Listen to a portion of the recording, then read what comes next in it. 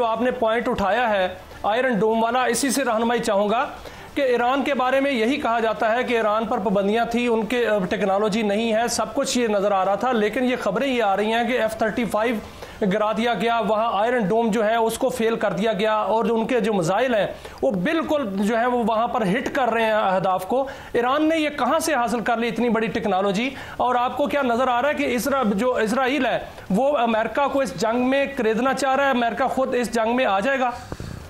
जी, मैं इसमें आऊँगा, लेकिन पहले मेरा पॉइंट ये है कि ये एंड्योरेंस की गेम है।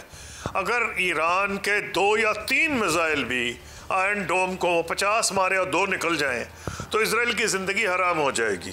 सवाल ये है कितने दिन, क्या ये 40, 50, 60 दिन खींच सकता है?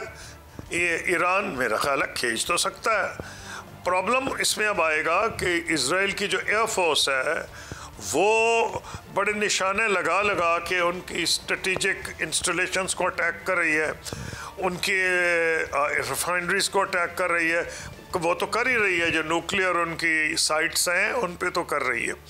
लेकिन उसमें एक बात है कि वो इतनी नहीं डैमेज पहुंचा सकते, क्योंकि जो सारे जो उनका ख़ास तौर पे जो फोर्दो में है वो इतनी अंडरग्राउंड है, इतने उनकी हार्डन्ड उनके साइलोज हैं कि उसमें पेनिट्रेट करना बड़ा मुश्किल है। अगर अमेरिका आ गया इस जंग में तो वो कर सकता है, यानी जो गेम आदि इजराइल खेल रहा है बाकी अमेरिका मुकम्मल कर सकता है, क्योंकि वो बंकर बस्टर बम्स भी हैं, वो उसके पास वो टेक्नोलॉजी है। क्या अमेरिका इतना आगे जाएगा? अभी तक जो प्रेसिडेंट ट्रंप कह रहे हैं वो एक रोल ज़रूर अदा करना चाह रहे हैं। उन्होंने पाकिस्तान इंडिया का रेफरेंस भी दिया है कि मैं यहाँ भी करना चाहूँगा। अब कई लोग तो समझते हैं कि दोगली गेम है, उनके साथ बात हो रही थी, साथ इजराइल ने हमला कर दिया। अब देखना ही पड़ेगा, इतना तारीख़ में एकदम तो नहीं पता लगेगा कि ये दोगली गेम थी या इसमें इजराइल ने यह सोचा कि once in a lifetime मौका है कि ईरान को बेदस्तपा कर दिया गया, जहाँ तक उसके एलाइज थे लबनान में और हमास जो था वहाँ, और इसी तरह शाम में भी यही हो गया। इराक़ में उनके इत्तेहादी हैं अभी, लेकिन डिपेंड करता है वो कितनी डैमेज इजराइल को कर सकते हैं या इजराइल इराक़ की हुकूमत कितनी इजाज़त देगी, वो एक दूसरी कहानी है। तो ये ईरान ने अमेरिका या इजराइल ने जब ये सोचा, ऐन मुमकिन है कि अमेरिका को लास्ट स्टेज पे ना लिया हो कॉन्फिडेंस में, लेकिन उसको ये मुकम्मल यकीन था कि अगर उसने ये काम कर दिया, कामयाबी हुई, तो शामिल बाजा हो जाएंगे और क्रेडिट क्लेम करेंगे प्रेसिडेंट ट्रंप जो कर रहे हैं। क्योंकि इजराइल में अनफॉर्चुनेट अमेरिका में बहुत पावरफुल इजरायली लॉबी है जिसको बाई पार्टीजन सपोर्ट हासिल है। तो ट्रंप ये भी नहीं कर सकते हैं कि टोटली क्रिटिसाइज करे इजराइल को। तो अभी लेकिन ये देर लंबी, अगर दोगली गेम है तो लंबी नहीं चलेगी। ट्रंप साहब ने यह कहा है कि मैं कोशिश कराना चाह रहा हूँ। अब क्या चाइना और रशिया जो है कोई इसमें रोल अदा करेंगे, ये आने वाला वक्त बताएगा। चाइना डिप्लोमेटिकली तो कर सकता है। इसी पे रहनुमाई चाहूंगा, इसी बात पे रहनुमाई चाहूंगा कि अगर अमेरिका आ जाता है, डेली मेल ने कहा है कि सदर ट्रंप जो हैं वो जानते थे, उन्होंने खुद मंजूरी दी है, ये डेली मेल ने लिखा है। अगर अमेरिका आ जाता है और जंग करना शुरू कर देता है, जंग में कूद जाता है, तो क्या ईरान की मदद को बाकी कौमें आएंगी या ईरान अकेला रह जाएगा? डेली मेल ने क्या कहा वो तो इतना नहीं है मुस्तनद। हाँ, अगर इंडिपेंडेंट में आए या टाइम्स में आए दूसरी बात है, आपको तो खुद पता है, डिपेंड करता है किसने कहा है। ये तो सुनी सुनाई स्टोरी भी हो सकती है, सच्ची भी हो सकती है। लेकिन जो अभी तज्जिया की इसकी इसलिए ज़रूरत नहीं कि मेरे ख्याल में फ़ैसला होना है कि कितने दिन ईरान सह सकता है। अगर ईरान 2-3 मिसाइल्स भी उसकी गुजर जाएं, आयरन 50 मारे 48 रोक ली जाएं, तो इजराइल की ज़िंदगी हराम हो जाएगी। उस सूरत में ये मुमकिनात में है कि प्रेसिडेंट ट्रंप के लिए आसान हो जाए जब दोनों अच्छी खासी मार खा लें कि जी वो इसमें को रोल अदा करें। तो ये डिपेंड करता है, ये 5-4 दिन में मुझे बदनसीबी से होता नज़र नहीं आ रहा। हाँ, रजीम चेंज बड़ा मुश्किल काम है। ये मुझे नहीं लग रहा कि रेजीम चेंज कोई ऐसा आसान काम है जिसका इन्होंने नेतन्याहू ने जिक्र किया है। वो तो कहने को एक किस्म की साइकोलॉजिकल वॉरफेयर भी होती है जंगों में।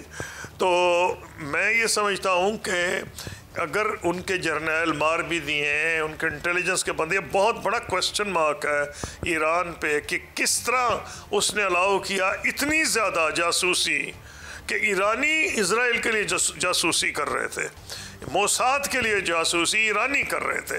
ये बहुत बड़ा क्वेश्चन मार्क है। और इसमें यह भी नहीं पता कि जासूसी का नेटवर्क कितना बड़ा है, कि बाकी जो ईरान की लीडरशिप है किस हद तक बची है। इसके बाद निर्मस जवाब नहीं।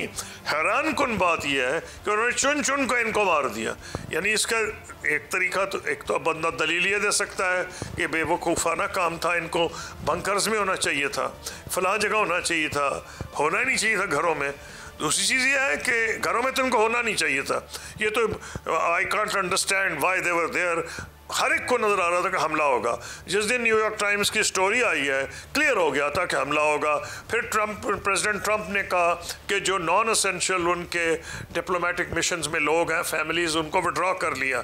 तो क्यों ये अपने घरों में बैठे थे, ये तो मेरे बिल्कुल मैं इसका जवाब ही नहीं दे सकता। अच्छा, ये तो कसूरी साहब आपने ठीक कहा कि बड़ा अटर फेलियर ऑफ इंटेलिजेंस था on the part of them, उनको देखना चाहिए। मगर अभी जो थोड़ी देर पहले आपने बात की, क्योंकि खबरें आ रही हैं कि वो रजा शाह पहलवी के जो फर्जंद हैं उनको कपड़े इस्त्री करवाने शुरू कर दिए हैं बकौल उनके। मगर सवाल मेरा ये है कि आपने जो रजीम चेंज की हमने मिसालें माजी में देखी हैं, या तो आप फिजिकली आपका फुट ज़मीन पे हो, आप अंदर फौज लेके जाएँ, इराक का मैं इशारा कर रहा हूँ। अगर मैं ऐलान बात कर रहा हूं 73 में, तो आपके पास तो एक पिनोशे होना चाहिए, या आपके पास एक कंप्रोमाइज्ड रूलिंग एलीट होनी चाहिए, अगर दीगर मुल्कों की तरफ मैं इशारा कर सकूं। तो आप ये समझते हैं। और फाइनली अगर ये इस तरीके से एक और इराक बनता है तो हमारा बड़ा लंबा बॉर्डर है, हमारा क्या रोल है और हमें क्या करना चाहिए जनाब कसूरी साहब? देखिए, पहली बात तो ये कि मुझे रेजीम चेंज होती इसलिए नज़र नहीं आ रही कि ये लोग ग्राउंड पे बैठे हैं। इजराइल के पास इतनी फौज ही नहीं है, ना कॉमन बॉर्डर है। हाँ, अमेरिका क्या ये रिस्क लेगा? मैं नहीं समझता लेगा। अमेरिका अपने ग्राउंड ट्रूथ भेजेगा? जो उसने वियतनाम में देखा क्या हुआ, उसने इराक में देखा, उसने अफगानिस्तान में देखा है। और अमेरिका का पब्लिक ओपिनियन डेड सेट है कि वो अपने फौजी मरवाए भेज के दूसरे मुल्कों में। और प्रेसिडेंट ट्रंप ने इलेक्शन ही इस बुनियाद पर लड़ा था। इजराइल की अगर ये कोशिश है कि अमेरिका को खींच ले जंग में, हाँ ये तो हो सकता है कि ईरान को नुकसान है, उसके मिसाइल्स वो रोक ले, लेकिन मैं ये नहीं समझता कि प्रेसिडेंट ट्रंप अपनी फ़ौज भेज देंगे। जब तक फ़ौज नहीं भेजेंगे रेजिम चेंज नहीं हो सकती। उसकी वजह यह है कि लोग ग्राउंड पे बैठे हुए हैं। ईरान के बाद किस मुल्क की बारी आएगी? क्योंकि नेतान्याहू कह चुके हैं कि पाकिस्तान को एटमी बम बनाने की इजाज़त हमें नहीं देनी चाहिए थी। जनाब खुर्शीद महमूद कसूरी साहब, जो एक तासुर दिया जा रहा है, एक तो जो 6 ग्रुप हैं अमेरिकी मीडिया के या दुनिया के मीडिया के, वन साइडेड सी कहानी हमें सुना रहे हैं। घेरा डाल लिया है, बरतानिया के जहाज़ आ चुके हैं और जो रजीम चेंज की बातें हो रही हैं। How realistic these assessments are, और डू यू थिंक कि ये पीस ऑफ केक होगा जो ईरान है, जिस तरह से उन्होंने शाम में किया, जिस तरह से उन्होंने हर जगह किया? इस पर तो ज़रा रोशनी डालें एक जनाब कसूरी साहब। नहीं, शाम की तो कहानी बड़ी मुख्तलिफ है, उसको तो ऐसे कंपैरिजन नहीं की जा सकती। सिविल वॉर वहाँ कई साल, दहाइयों तक बल्कि रही है, इसलिए उसका कंपैरिजन नहीं किया जा सकता।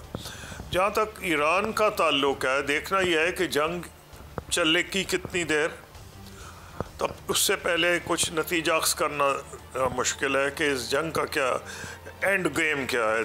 दूसरी चीज़, आपने जो रजीम चेंज किया है वो भी बात मैं इसको एड्रेस करूँगा। पहले ये है, ये एंड्योरेंस की अब गेम हो गई है अनफॉर्चुनेटली। कौन किस में स्टेइंग पावर ज़्यादा है? इजराइल को एडवांटेज है टेक्नोलॉजी का, बहुत भारी एडवांटेज है। नंबर 2, जो उसको बहुत फ़ायदा नज़र आ रहा है अभी हमें, कि वो उनकी एयरफोर्स बहुत सुपीरियर है।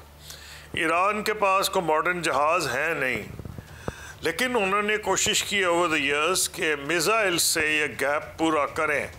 और ड्रोन्स भी आए हैं। ड्रोन्स निस्बतन सस्ते हैं और मिसाइल उससे महंगे, और जहाज़ तो बहुत ही महंगे हैं। तो एक किस्म का आप कह सकते हैं कि उन्होंने जो स्ट्रैटेजी ईरान ने बनाई थी एक तो उनको जहाज़ बेचने को शायद वेस्ट से को तैयार ही नहीं था, जो भी उनकी स्ट्रेटजी थी उसमें उनकी एयरफोर्स अपग्रेड नहीं हुई। अब हमने देखा है पाकिस्तान इंडिया में अल्हम्दुलिल्लाह एयरफोर्स का कलीदी किरदार रहा, लेकिन two situations are very different. We are neighbours, they are not neighbours. अब ये जो है एडवांटेज ईरान को है, अब कोशिश वो ये कर रहा है कि इनकी मिसाइल बैटरीज को ख़त्म कर दें। डिपेंड करता है ईरान के पास अंडरग्राउंड कितनी मिसाइल्स हैं, ये कितनी देर इज़राइल की ज़िंदगी हराम कर सकते हैं। चाहे वो 50 मारे और उसमें से सिर्फ 1 या 2 ही निकल जाएं तो ज़िंदगी तो हराम हो जाएगी, इकोनॉमिक एक्टिविटी ख़त्म हो जाएगी इज़राइल में, क्योंकि आयरन डोम उनका बड़ा इफेक्टिव है। लेकिन ये नहीं है इतना इफेक्टिव कि सारी चीज़ें रोक ले। अगर रोक रहा होता तो नज़र आता, क्योंकि इज़राइल में भी कैजुअल्टीज़ हो रही हैं। ईरान की बदकिस्मती बहुत ज़्यादा कैजुअल्टीज़ हैं, लेकिन इज़राइल में जो कैजुअल्टीज़ हैं वो उनको ज़्यादा उनके लिए, क्योंकि छोटा मुल्क है, आबादी छोटी है, उसका असर उतना ही तकरीबन समझें जैसे ईरान में हो रहा है।